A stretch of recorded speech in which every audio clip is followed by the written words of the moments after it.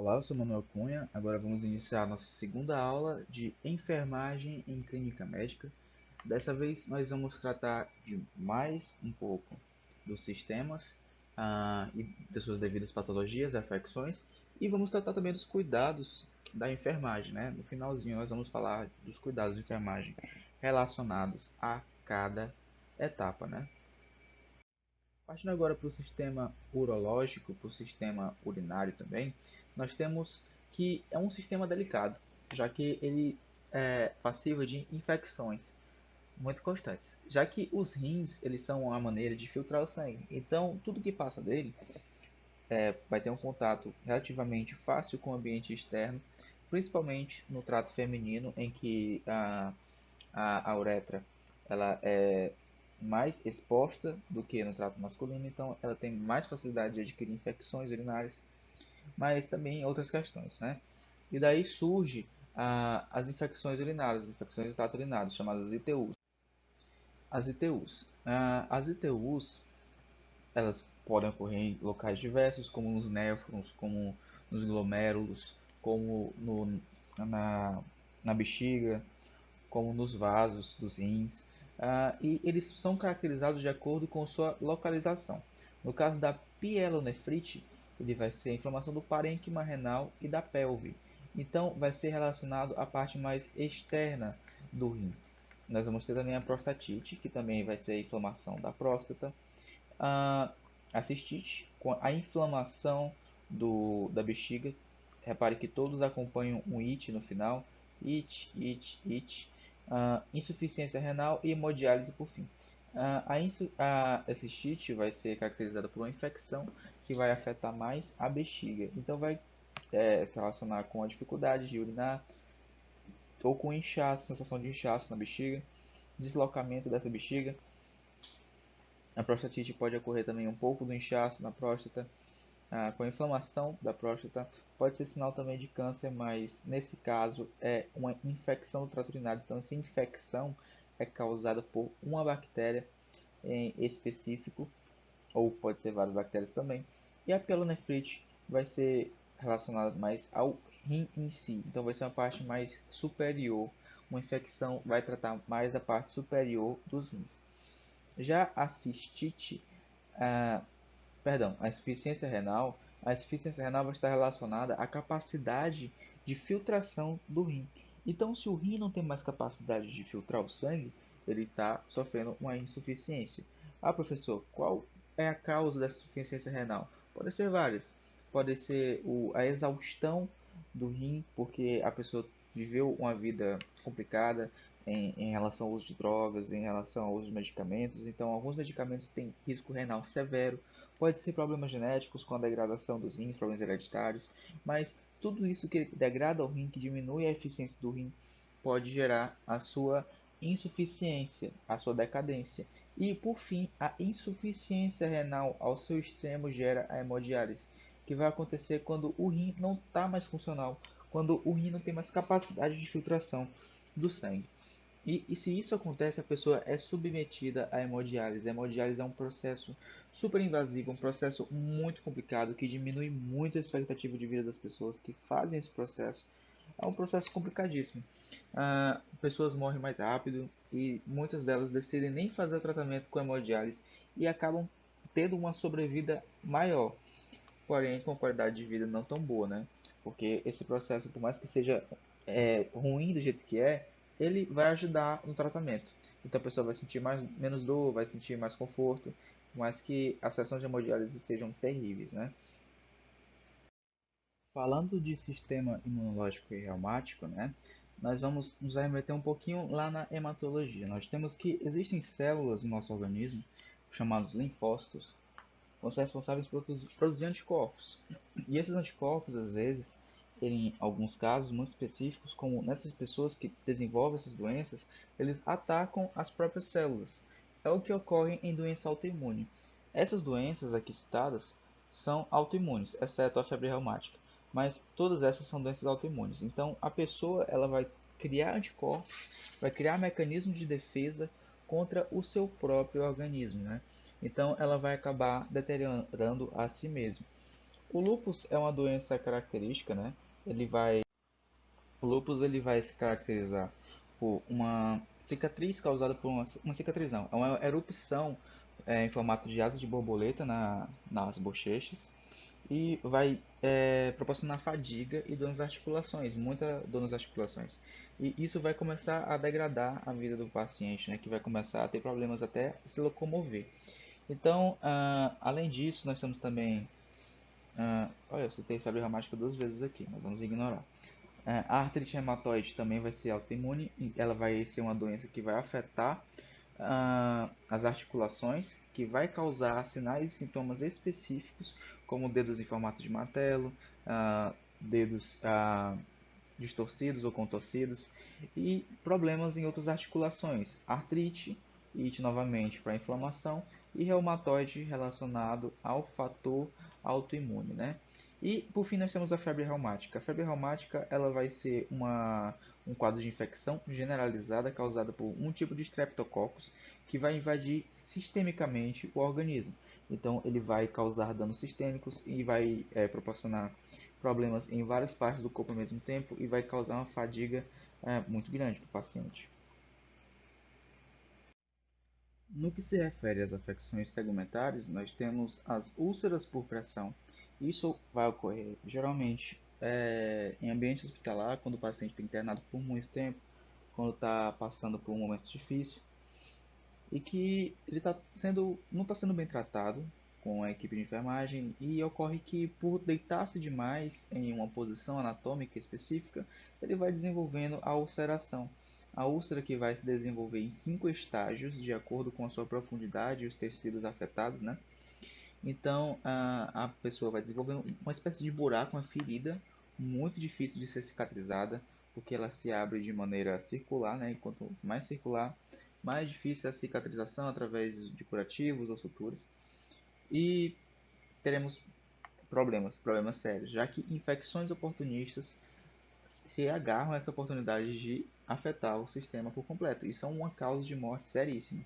Elas podem aparecer, essas úlceras, no sacro, no ilho, que são justamente posições de pressão, em que o osso vai pressionar a pele em certas posições anatômicas, né? Como é o caso do decúbito dorsal. Muitas das vezes, até algumas partes nos pés podem ser afetadas também e podem causar uma ulceração que pode evoluir até a morte do paciente. Em segundo lugar, temos a psoríase, que vai ser uma doença genética que vai se caracterizar pela produção excessiva de células escamosas. Então, a pessoa vai ter, principalmente nas costas, no início das nádegas, a produção de célula escamosa em excesso, que vai causar uma irritabilidade muito grande, que vai causar muito desconforto, que vai causar sérios problemas relacionados a isso, né, a pele. E vai ser uma doença de difícil tratamento. O pênfigo ele vai ser um problema relacionado à infecção que vai gerar uma bolha. E uma bolha que vai, ao ser estourada, né, vai gerar outra bolha, vai infectando mais lugares. E raramente pode levar à morte. Às vezes pode levar quando o paciente já está imunodeprimido ou imunossuprimido. A imunossupressão ocorre quando o paciente está só tomando uma medicação ou então está doente. É quando o paciente está passando por algum problema relacionado ao seu sistema imune, quando ele não está ok, quando ele não está normal. Falando ainda do sistema imune, eu esqueci de falar no slide passado, mas o principal tratamento para doenças autoimunes como lúpus é o uso de corticoides. Os corticoides eles são medicamentos que vão ajudar a diminuir os linfócitos, que vão ser as células que produzem os anticorpos. E diminuindo essas células que produzem anticorpos, eles conseguem ajudar o organismo a se estabilizar e a ter reações menos controversas em relação à saúde, né? Tratando do sistema nervoso, nós temos algumas doenças em que todas elas são conhecidíssimas, né? Não só doenças, como também quadros. Temos a epilepsia, que vai ser o momento em que o paciente, o momento não, vai ser o quadro do paciente em que ele vai ter convulsões constantes em pequenos intervalos, vai se desenvolver ao longo da vida dele, vai se demonstrar na sua infância primária até os 8 anos de idade. Pode acontecer com ou por deterioração cerebral, ou por uma febre muito alta que vai causar o derretimento, por assim dizer, de algumas proteínas, desnaturação de proteínas e carboidratos e lipídios que fazem parte do sistema nervoso central. Então o paciente vai ter convulsões com pequenos intervalos. O AVC, que é o acidente vascular cerebral, vai ser causado pelo aumento da pressão em vasos pequenos que vão estar no cérebro. E esse aumento da pressão, causado por uma embolia, causado por um trombo, ele vai causar o estouro, o extravasamento desse vaso e vai causar danos neurológicos. Pode ser danos neuromusculares, como a perda do movimento de um nervo, ou coisas mais sérias, como até a perda da visão. A convulsão vai ser o quadro caracterizado pela por sintomas característicos, né, que a pessoa vai ter espasmos musculares, pode espumar pela boca, ela pode revirar os olhos, pode ter um processo de midríase, vai ser movimentos involuntários e violentos. Então a convulsão é o que constitui a epilepsia em pacientes epiléticos, só que ela pode acontecer isoladamente, como por exemplo no caso de uma overdose de um medicamento específico. O mal de Parkinson ele é caracterizado por um problema psicomotor, neuromotor na verdade, em que as placas nervosas vão estar afetadas, então a pessoa não vai ter total controle sobre os seus nervos terminais, principalmente com as mãos e pés. Por isso que ocorre um tremor nesses nervos. É interessante que um tratamento com cannabis é muito interessante e vem sendo desenvolvido uma pesquisa com o mal de Parkinson. O Alzheimer já é uma doença neurodegenerativa que vai ser causada pela desmielinização do, do sistema nervoso central. Então a pessoa vai perdendo memória de acordo com o processo de degradação cerebral. Ela vai perdendo sua memória recente, depois vai perdendo sua memória mediana, depois vai perdendo sua memória tardia. E por fim temos o coma, que é um quadro em que a pessoa perde a consciência. Nós vamos tratar um pouquinho dele mais na frente em nossos encontros no Zoom. Sendo bem breve nessa parte, que é a parte de assistência a pacientes graves e agonizantes, vai ser exatamente o momento em que o profissional enfermeiro, ele vai, por ser o profissional que vai ter mais intimidade com o paciente, vai observar a sua desenvoltura a partir do momento que esse paciente sabe que sua hora de morte está chegando, né? E já foi observado que existem fases que esse paciente vai passar. Em que a primeira fase é a fase de negação, a segunda fase é de ira, a terceira de barganha, a quarta de depressão e a quinta de aceitação. Em que a primeira fase, como a fase de negação, é quando o paciente torna o conhecimento pela primeira vez e pode ocorrer uma recusa em aceitar o diagnóstico. Então o paciente ele vai se recusar a acreditar na equipe médica, vai se recusar a acreditar no pessoal do hospital, ele não acredita que vai morrer, ele não quer acreditar que está em estado terminal. Isso pode gerar diversas consequências, isso pode levar até processo judicial que não tem fim, porque o paciente não vai ganhar, porque realmente, mas existem pessoas que processam o hospital sem ter motivo, que tentam ir atrás de razões para acreditar que estão bem, quando na verdade estão em um processo terminal, né? Porque algumas doenças são insidiosas, algumas doenças elas afetam o organismo sem a percepção clara, como é o caso da pressão arterial sistêmica, que pode crescer de acordo com o tempo, como o caso de doenças autoimunes, como o caso de leucemias crônicas. É muito comum casos de leucemia de pessoas que levam uma vida normal e que um dia sentem um sangramento no nariz, uma epístase comum, se dirigem ao hospital, o médico manda fazer um hemograma e está lá uma pessoa, sei lá, com 700 mil leucócitos, que é uma coisa absurda, com o valor de referência para leucócito de 7 mil, 10 mil. Então o que acontece? Essas pessoas não estão preparadas para receber essa informação. Então é normal, é tendencioso que haja essa negação, que haja esse sentimento de não quero morrer. A partir desse momento, vai sair esse sentimento e vai entrar a ira, que vai ser justamente a outra parte da não aceitação. A ira vai ser o momento que o paciente vai se revoltar contra a família que vai estar viva, né? Que vai estar tendo uma vida relativamente normal, ao pessoal do hospital, e vai procurar motivos para culpar o pessoal do hospital, ou então vai se revoltar, vai se afastar da equipe médica, da equipe profissional, e vai demonstrar comportamentos ruins em relação a isso. E depois disso vai vir a fase de barganha. A fase de barganha vai ser o momento em que o paciente vai começar a perceber que já está indo embora, que já não tem mais tanto tempo e vai começar a se ligar mais ao espiritual. Então é o momento que ele vai se ligar mais com Deus, que ele vai procurar uma saída espiritual, que vai procurar uma purificação e tudo mais. E ele vai ter uma fase também de reflexão. É o momento em que vai pensar mais sobre sua vida, o que ele fez, o que ele poderia fazer. Então, depois desse momento, vai entrar a depressão, que é um dos momentos mais complicados, que é quando ele começa a se descuidar, começa a ter uma fadiga maior ainda por causa dos problemas psicológicos, começa a se afastar da equipe profissional, começa a se afastar da própria família. Então, essa é uma das fases mais complicadas, né? Então, essa fase também é responsável por acelerar o processo, o processo terminal do paciente, já que ele não vai ter mais zelo pela própria vida, já que ele não vai ter mais aquele autocuidado.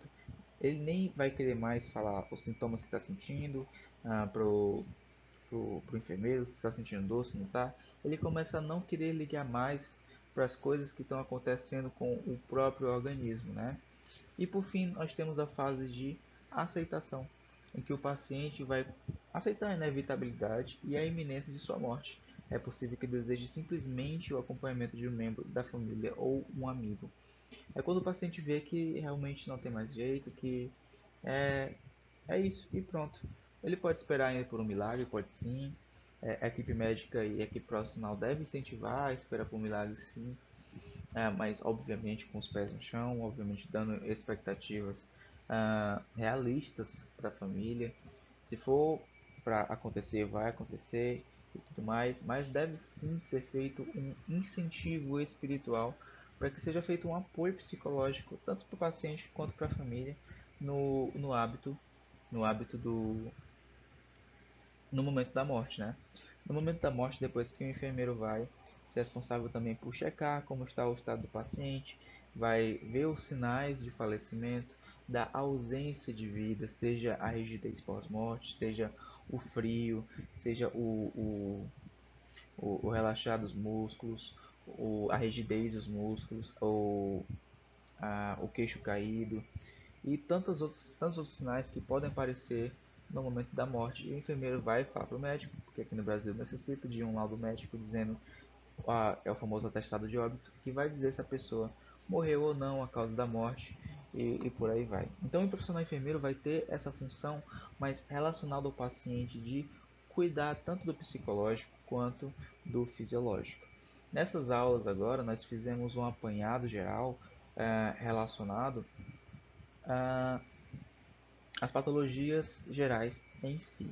Mas em breve, nos nossos encontros no Zoom, vamos falar um pouco mais sobre elas e vamos falar da função do enfermeiro, do técnico de enfermagem nesse momento, né? Porque agora nós estamos sem tempo, já nós estouramos os 60 minutos, mas é, o profissional enfermeiro, como ele vai atuar na clínica médica, nós vamos falar isso um pouquinho mais na frente, ok? Mas esse aqui é todo o conhecimento e fundamento teórico para que nós possamos tomar decisões na rotina, no dia a dia, e principalmente o profissional enfermeiro que tem que estar, seja como plantonista ou seja como em regime de turnos, vai estar sempre do lado do paciente. O paciente vai sempre conhecer, vai ser o seu fulano.